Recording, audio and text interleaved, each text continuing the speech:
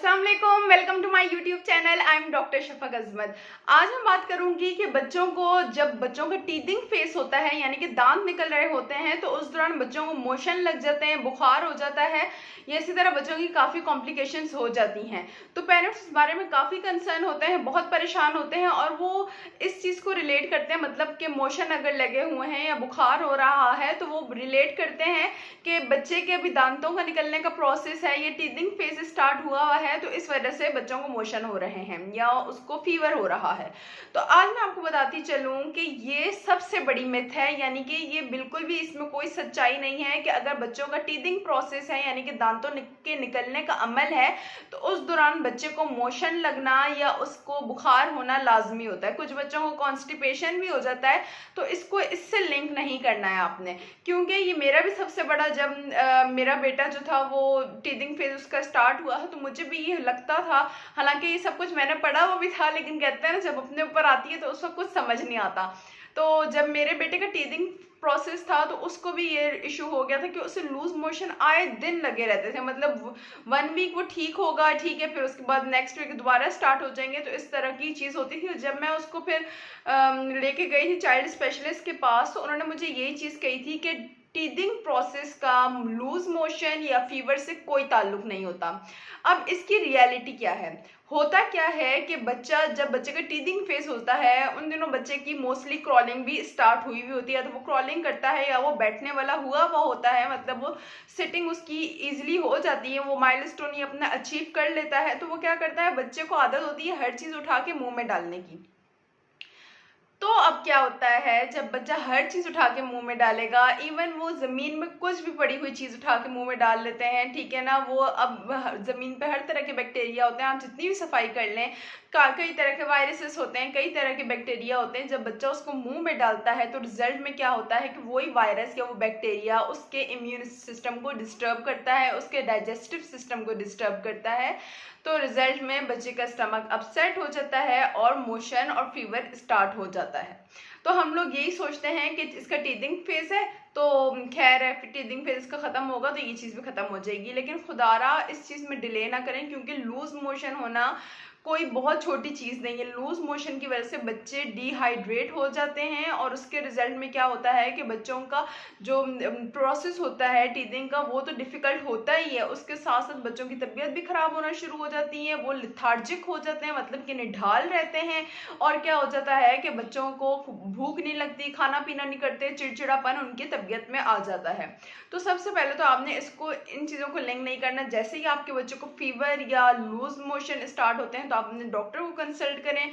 अगर आपको जैसे रात का वक्त है या वीकेंड है तो उसमें आपने चीज़ करनी है कि वक्ती तौर पे आप अपने बच्चे के लूज मोशन को या फीवर को रोक सकें, उसके लिए आपने क्या करना है कि आपने चावल बॉईल करने हैं, ठीक है, लूज मोशन के लिए, ठीक है, मैं आपको जो बता रही हूँ, चावल बॉईल करने हैं आपने। चावलों के बिल्कुल आखिरी में जो थोड़ा सा पानी रह जाएगा वाइट वाइट कलर का, हल्का हल्का सा गाढ़ा सा होगा, वो आपने स्टेन कर लेना है, मतलब वो निकाल लेना है। चावल आप अलग कर लेंगे और वो पानी आपने अलग करके अपने पास रख लेना है। फिर आपने वो पानी जो है चावलों का वो बच्चे को पिलाना है। वो बहुत अच्छा इलाज है, मैंने आजमाया हुआ है अपने बेटे के लिए, तो उससे क्या होता है कि लूज मोशन काफ़ी हद तक बेहतर हो जाते हैं। उसके अलावा लूज मोशन के लिए जो डॉक्टर आपको भी मेडिसिन देगा, ठीक है, और मैं भी अपने पास हमेशा रखती हूँ मेडिसिन जो मैं अपने बेटे को देती हूँ, वो है जिंक के नाम से। जिंक के नाम से अगर आप मेडिकल स्टोर में जाएंगे तो आपको काफ़ी तरह की उसमें वैरायटी मिल जाएगी। जिंक 8 होता है, डाई जिंक होता है, ठीक है, इस तरह के नाम से आपको लूज मोशन के लिए मेडिसिन मिल जाएगी। लेकिन बस एक चीज़ याद रखिएगा, जहन में रखिएगा कि उसमें जिंक लाजमी आएगा, ठीक है। आप मेडिकल स्टोर वाला जो होता है उसे आप बताएंगे तो वो भी आपको मेडिसिन वो दे देगा। सिरप होता है वो आपने अपने बच्चे को स्टार्ट करवाना है और वो 14 डेज तक आपने अपने बच्चे को लाजमी देना है। 14 डेज से पहले इसका जो होता है वो प्रोसेस वो ख़त्म नहीं करवाना, ठीक है, पूरा आपने इसका कोर्स करवाना है 14 डेज का। ये कोई एंटीबायोटिक नहीं है, ठीक है, ये लूज मोशन को रोकने के लिए बेहतरीन सिरप है। और हर डॉक्टर सबसे पहले जैसे ही लूज मोशन सुनता है वो सबसे पहले आपको यही रिकमेंड करता है कि आप डाइजिंग के नाम से या जिंक के नाम से जो सिरप होते हैं वो स्टार्ट करवाएं अपने बच्चों को, और वो 14 दिन तक आपने लाजमी देने हैं।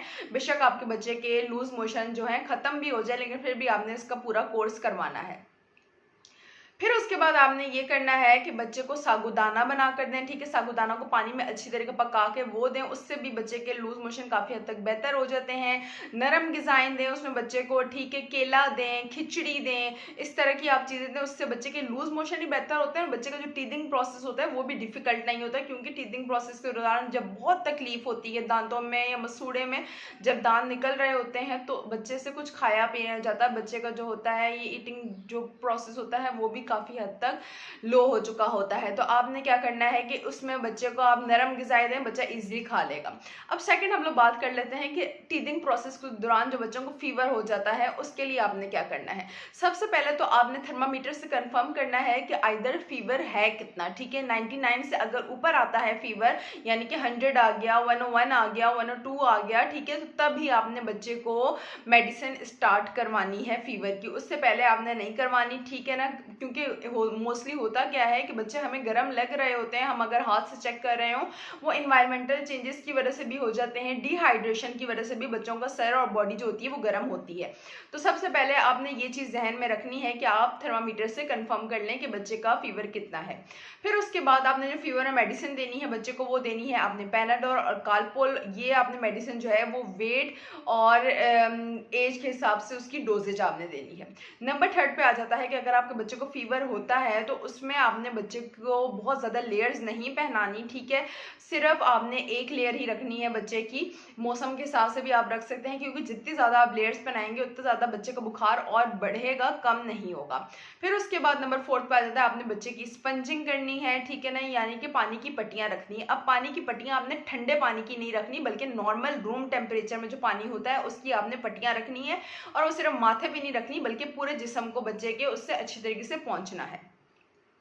फिर उसके बाद क्या होता है कि बच्चे जो होते हैं वो जब भी उनको बुखार होता है या लूज मोशन होते हैं वो खाना पीना बिल्कुल छोड़ देते हैं, ठीक है। रिजल्ट में क्या होता है, बच्चे कमज़ोर होना शुरू हो जाते हैं और लिथार्जिक हो जाते हैं, यानी कि निढाल हो जाते हैं। तो आपने उसमें सबसे जो मेन चीज़ का ख्याल रखना है कि बच्चा डिहाइड्रेट ना हो। डिहाइड्रेट ना हो उसके लिए आप बच्चे को ORS का पानी दे सकते हैं। बच्चा अगर ORS का पानी नहीं पीता तो आप खाली पानी भी दें। जितना बच्चा ज़्यादा पानी पिएगा उतना ज़्यादा उसकी डिहाइड्रेशन जो होगी वो कम हो जाएगी, डिहाइड्रेशन होने के जो चांसेस होंगे वो कम होंगे। इसके अलावा बच्चे को आप कोकोनट वाटर दे सकते हैं या और भी जो तरीका आप चाहें जिसमें पानी शामिल हो आप बच्चे को वो दे सकते हैं। तो बस इसमें मुझे आज जो वीडियो में क्लियर करना था वो ये क्लियर करना था कि दांतों का प्रोसेस या दांतों के अमल का लूज मोशन और फीवर से कोई ताल्लुक नहीं है, ठीक है। ये होता है इसीलिए क्योंकि बच्चे हर चीज़ मुंह में डालते हैं, वो हर चीज़ को एक्सप्लोर कर रहे होते हैं और रिजल्ट में क्या होता है बच्चों को लूज मोशन और फीवर स्टार्ट हो जाता है। तो जो मैंने आज आपको टिप्स बताई आप उस पर अमल कीजिएगा। तो उम्मीद है आपको मेरी वीडियोस पसंद आई होंगी। अगर आपके कोई भी कमेंट्स या क्वेरीज हैं तो आप मुझसे कमेंट सेक्शन में पूछ सकते हैं। मिलते हैं नेक्स्ट वीडियो में। बहुत शुक्रिया। अल्लाह हाफिज़।